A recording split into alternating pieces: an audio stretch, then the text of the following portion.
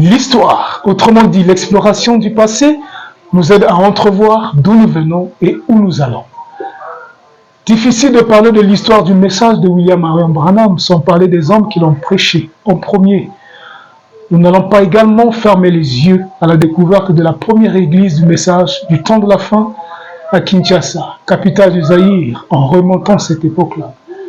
Suite de notre série d'enquêtes consacrée à l'histoire du message de William Marion Branham en RDC. Nul n'a le droit de refuser l'histoire, car un peuple sans histoire est un peuple sans mémoire, et un peuple sans mémoire est un peuple sans avenir. Il faut préciser qu'il y a un premier débat qui consiste à reconnaître le groupe de Poche et de Barouti, composé de Vibidila, Bombo, Ngepa, Ndiala, et ainsi de suite, comme étant une église. Vibidila, le témoin clé, dit « Oui, nous étions déjà une église ». Par contre, le pasteur Kanda, qui reconnaît bien l'existence de ce groupe bien avant, contrairement à Nyanga, qui lui le nie, parle lui d'un groupe de prière, tout simplement mettant en doute le vocable église. Mais alors, qu'est-ce qu'une église? Dans la Bible, si vous prenez Acte 19,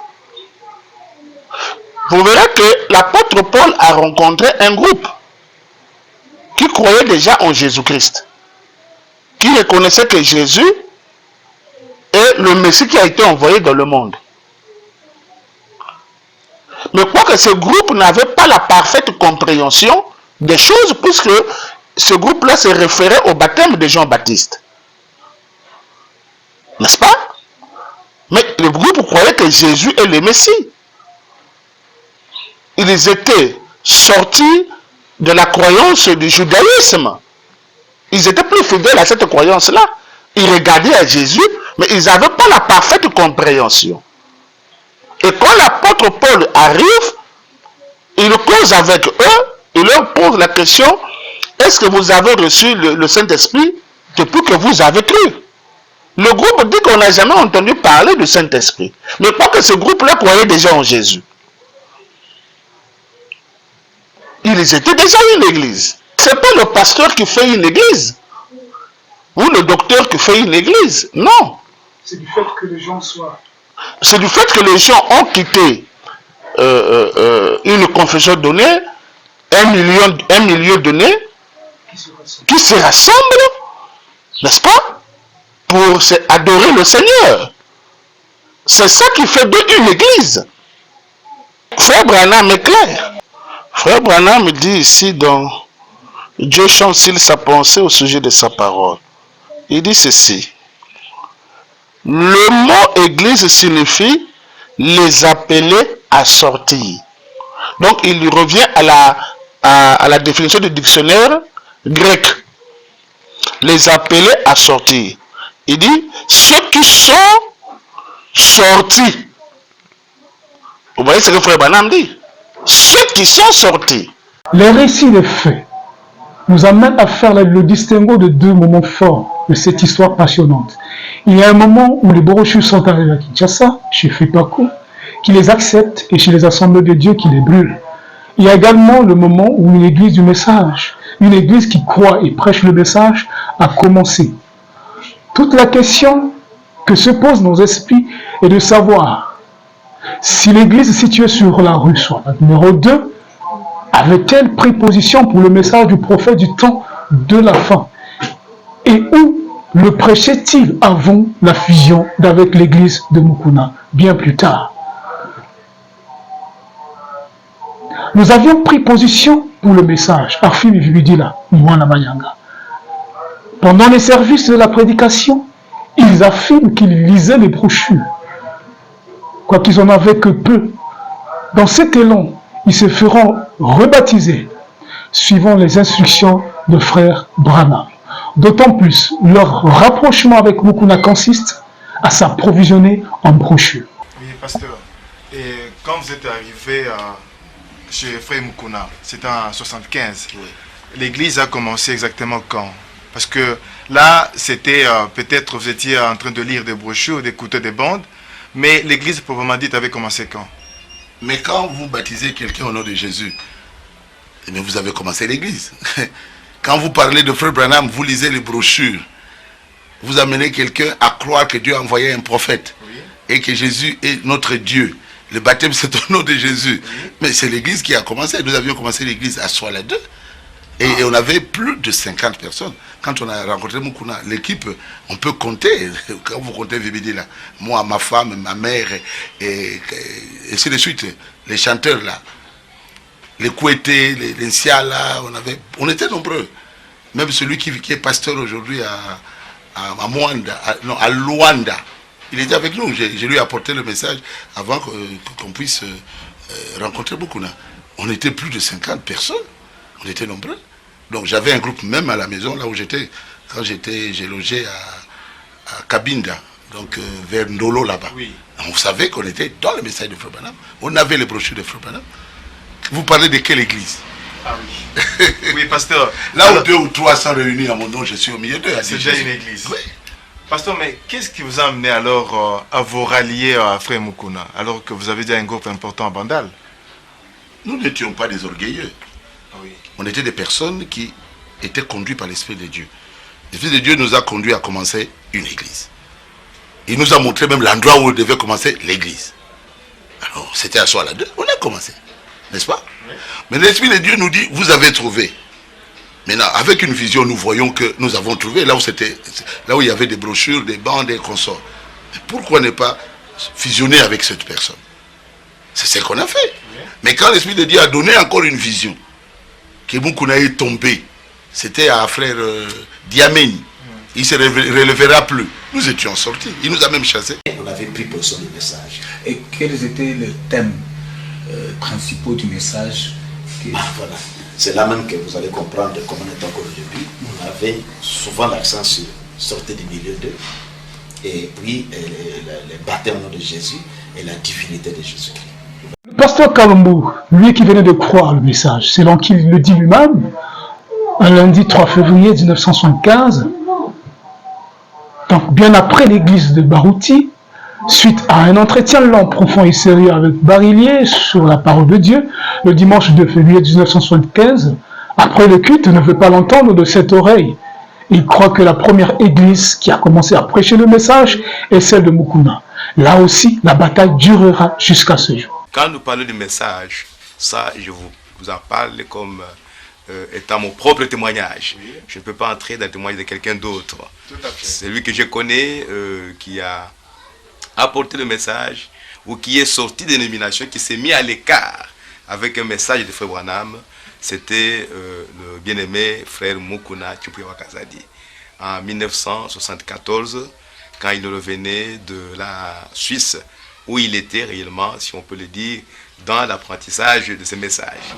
Alors il est revenu, il a commencé à distribuer les messages, et il est sorti bien sûr de là où il était, je ne sais pas moi, à Zambé Malamu, avec un groupe de frères, que je peux citer le nom de quelques-uns comme le fait Ngoma Mapuya, Ilunga Mbiye, Kangoudi et les autres que je ne peux pas citer. Je ne connais pas les noms.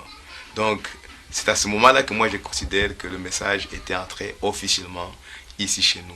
Au retour de Mukuna wa Kazadi de la Suisse, en octobre 1974, il fera ses adieux à ses pères, sa fratrie pentecôtiste, c'est-à-dire FEPACO.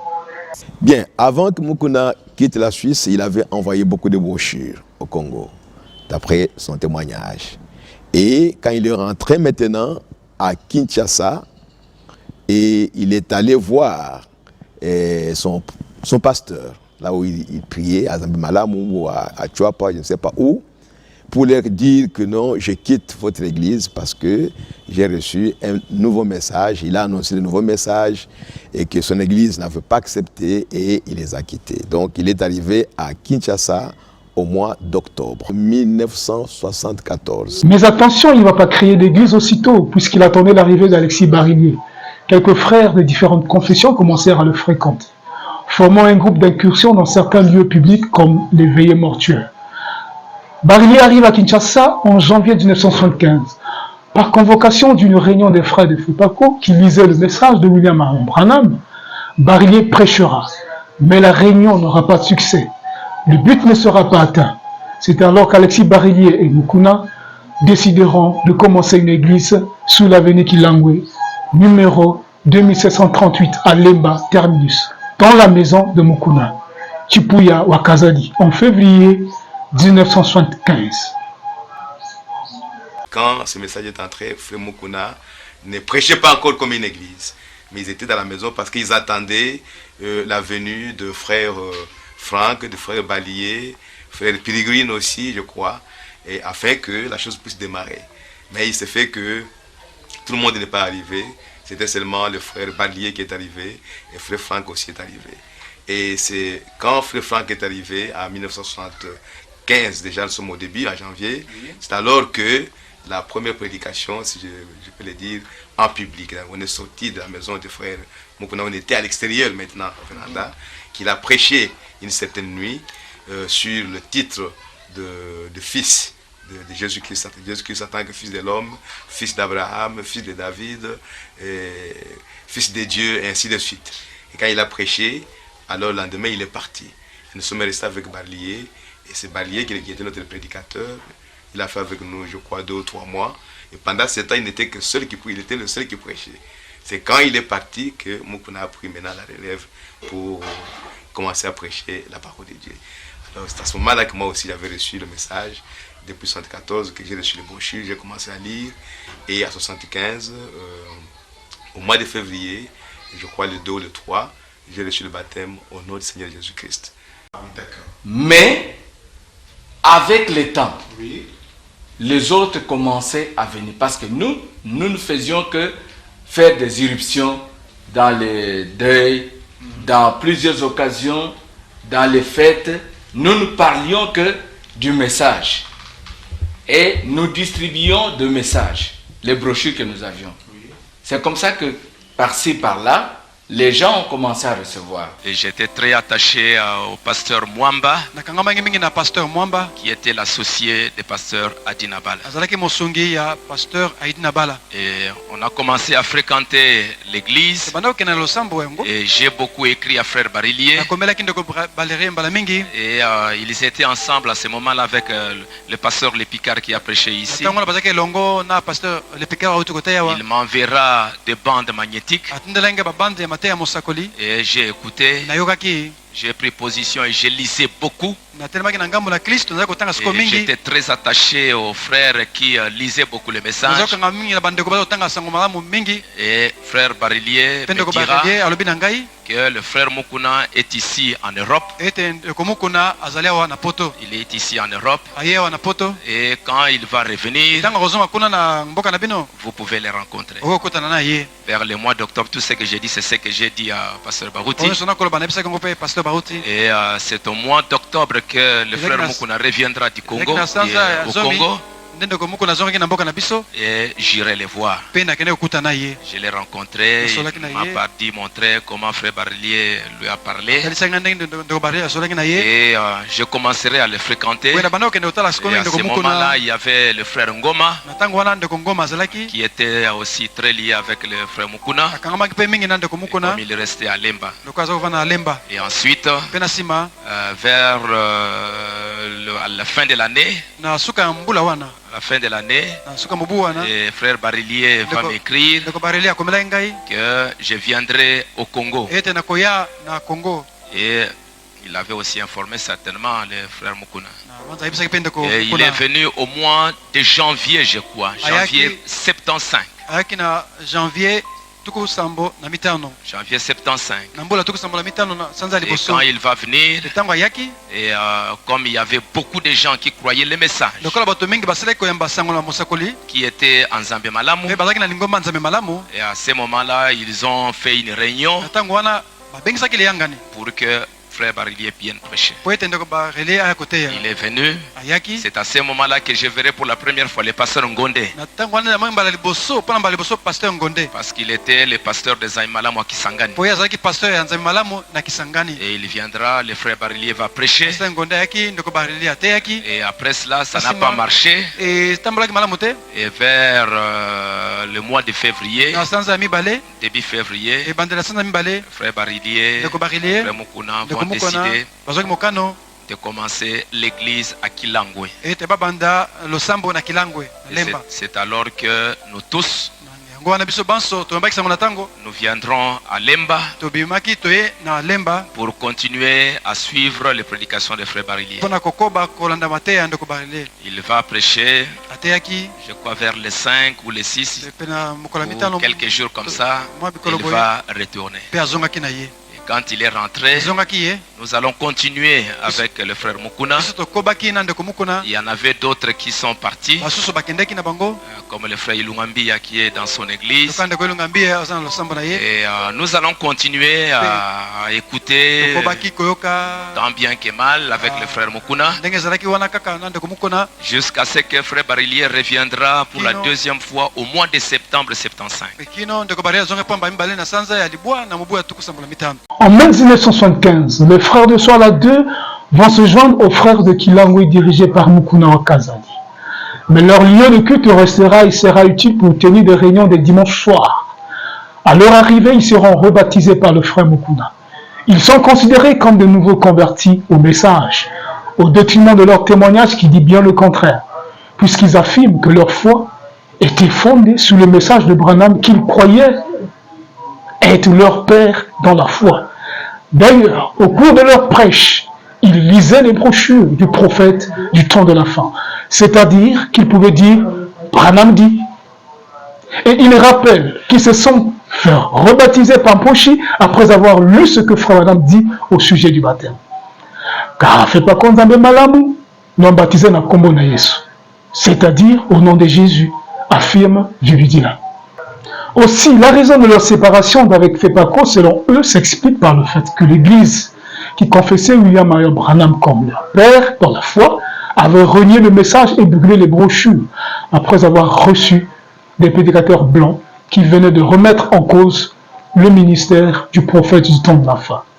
Voilà l'une des raisons qui les motivera de commencer leur propre Église, où ils prêchent librement le message au moyen de quelques brochures qu'ils avaient. Je parle de l'histoire et je sais ce que je dis. Oui.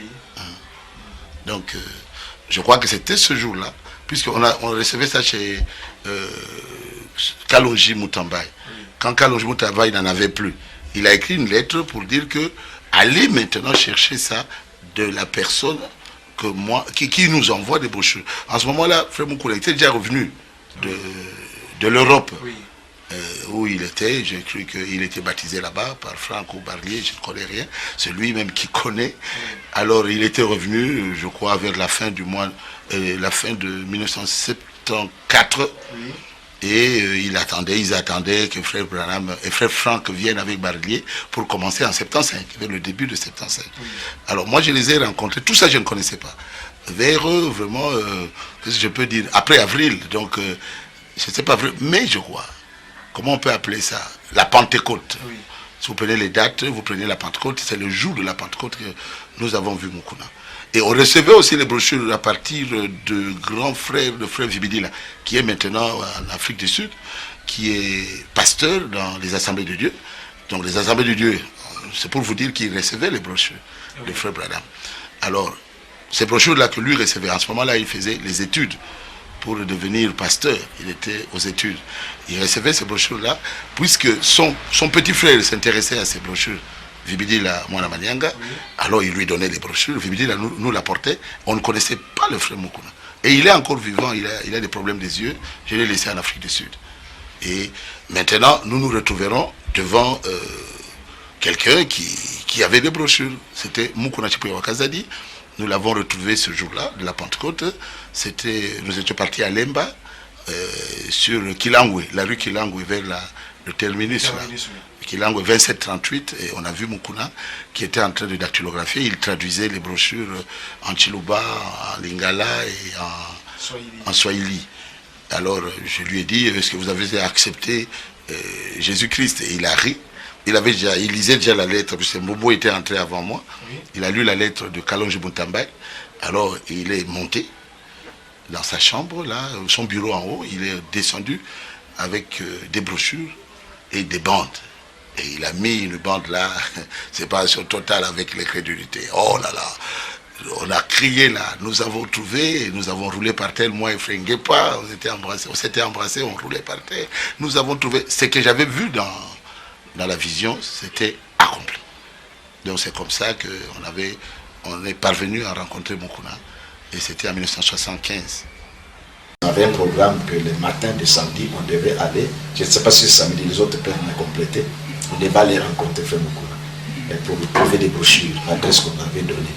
Alors, arrivé à Kilangwe, ce jour-là, on était dans la famille de Frère Bombo, je crois, j'étais là, Ngepa, Pasteur Barouti, Bombo lui-même, je ne sais pas en poche s'il était là, Mayas peut-être tous, voyez, parce qu'on était vraiment très attachés, nous qui étions comme qui prêchaient là. Alors nous sommes arrivés chez le frère Mukuna, on l'avait trouvé.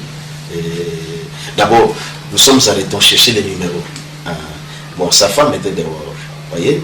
Nous avons remarqué que sa femme nous a remarqué comment à ce moment-là, la sécurité de Anne 2, c'est Anne 2 Self, ça dit que la sécurité. Hein. Alors nous avons compris que sa femme pensait que quand nous cherchions, nous étions des hommes de sécurité parce qu'eux aussi se réunissaient, n'avaient pas de documents. Quand on s'est renseigné, si c'est là-bas, la femme semblait ne pas vouloir avouer, si je me rappelle bien, peut-être les autres peuvent me compléter. Et c'est ainsi que sa femme est allée appeler son mari, quand son mari frère Mukuna descendit, que oui, c'est moi, parce que nous avons dit que c'est moi. Nous sommes entrés dans son salon, nous avons trouvé qu'il traduisait des brochures. On lui a montré la lettre, on dit que voilà, on a besoin de brochures, ainsi de suite comme ça. Alors quand nous avons raconté notre témoignage, il a dit que, oh, mais ici chez moi, dans les vérandas, ici les gens se réunissent, tout ça. Et alors il est monté pour prendre la bande, pour lui avoir montré comment nous étions avec madame, comme nous sommes sortis, tout ça, nous sommes intéressés au message. Alors c'est là qu'il a dit que chez moi aussi les gens se réunissent. Bon, c'est là que maintenant, quand il est monté, il est descendu avec une bande, il l'a mis là-bas. Parce que c'est la première fois qu'on écoutait la chose, le message de Frère Branham oral. Alors ça nous a réjouis, on a crié, nous avons trouvé, on se réjouissait là-bas. Donc c'est un peu comme ça qu'on s'est rencontrés avec eux. Et le dimanche, nous sommes arrivés là-bas. Pour l'équipe, le dimanche, nous sommes tous, le groupe qu'on était soit là, on a dit qu'on a trouvé un endroit. Nous sommes avec les sœurs, tout ça, nous sommes arrivés. Et après qu'ils sont restés, on nous a parlé encore davantage. Frère Mukuna a raconté comment il a pris son baptême, comment Frère Franck, tout ça. Alors nous avons trouvé que pour nous, même si 1000 fois, en tout cas, il faut qu'on les baptise. Alors c'est que Frère Mukuna nous a mené à la rivière Njili. On nous a baptisé, on a baptisé notre groupe. Et c'est là maintenant qu'on nous connecte avec soi, avec Kivango. Au mieux de ma connaissance. Ok. Faisons un petit voyage pour comprendre l'ambiance dans la rencontre entre Mukuna et les frères de l'église de Swala 2. Le pasteur Bidila, le témoin clé dans cette passionnante histoire, je disais, qu'il lisait les brochures au cours de leur prédication. C'est dans cet article qu'ils se rapprocheront de Mukuna pour s'approvisionner en brochures. Mais arrivés sur place, leurs destins se croisent. Ils comprennent qu'ils croient les mêmes choses. C'est-à-dire que le frère Barouti et sa compagnie diront clairement qu'ils croient le message. Mukuna dira, ah bon? Chez moi aussi les gens se réunissent. C'est alors qu'ils décideront d'une fusion. Alors c'est ainsi que je pense bien que c'était un vendredi soir. On est allé veiller quelque part, je ne me rappelle plus chez qui. Et le matin, peut-être nous a raconté les songes là. Parce qu'on avait un programme que le matin de samedi, on devait aller. Je ne sais pas si c'est samedi, les autres peuvent me compléter.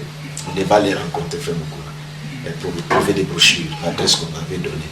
Alors, arrivé à Kilangwe, ce jour-là, on était dans la famille de Frère Bombo. Je crois, j'étais là, Ngepa, Pasteur Barouti, Bombo lui-même. Je ne sais pas en poche s'il était là, Mayas peut-être tous, voyez, parce qu'on était vraiment très attachés, nous qui étions comme qui prêchaient là. Alors, nous sommes arrivés chez Frère Mukuna, on l'avait trouvé. D'abord, nous sommes arrêtés chercher les numéros. Bon, sa femme était dehors, voyez. Nous avons remarqué que sa femme nous a remarqué comment à ce moment-là, la sécurité de Anne 2, c'est Anne 2 Self, ça dit que la sécurité. Hein. Alors nous avons compris que sa femme pensait que quand nous cherchions, nous étions des hommes de sécurité parce qu'eux aussi se réunissaient, n'avaient pas de documents. Quand on s'est renseigné, si c'est là-bas, la femme semblait ne pas vouloir avouer, si je me rappelle bien, peut-être les autres peuvent me compléter. Et c'est ainsi que sa femme est allée appeler son mari, quand son mari frère Mukuna descendit, que oui, c'est moi, parce que nous dit que c'est moi. Nous sommes entrés dans son salon, nous avons trouvé il traduisait des brochures. On lui a montré la lettre, on dit que voilà, on a besoin de brochures, ainsi de suite comme ça. Alors quand nous avons raconté notre témoignage, il a dit que, oh, mais ici, chez moi, dans les vérandas, ici, les gens se réunissent, tout ça. Et... Après l'analyse des témoignages des uns et des autres, nous nous posons la dernière question de savoir laquelle de l'église de Soala 2 ou de Kilangwe avait commencé en premier. Judy la répond clairement, c'est nous.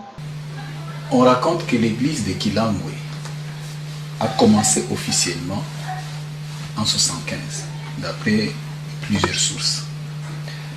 Et que vous, de Soala, avez commencé déjà en 74. Pouvez-vous confirmer ces faits? Ici, parce que moi, vous voyez, j'ai quitté tôt, en 76 déjà, en juin, j'ai quitté déjà Kinshasa pour aller en Bujumbura.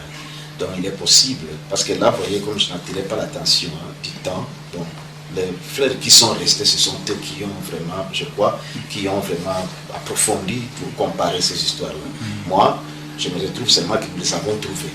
Nous avons trouvé, vraiment qu'on a dit qu'eux se réunissaient. Bon, si eux ont commencé en 75, et que nous, en 74, déjà, c'est que c'est nous qui avons commencé avant, et dans cette forme-là où nous suivons la religion.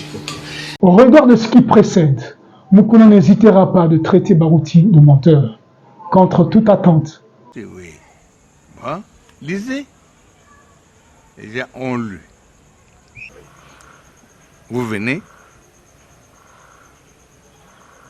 mais ne venez pas comme quelqu'un qui est venu de Baruti, envoyé par Baruti pour me dire que lui avait cru aussi, il est appelé par Dieu, mais il croit que à Baruti. Baruti est en train de mentir partout. Et les vrais croyants, est-ce qu'il peut sortir de sa bouche un mensonge? Non. Ah. Baruti a menti aux gens, les choses que vous connaissez.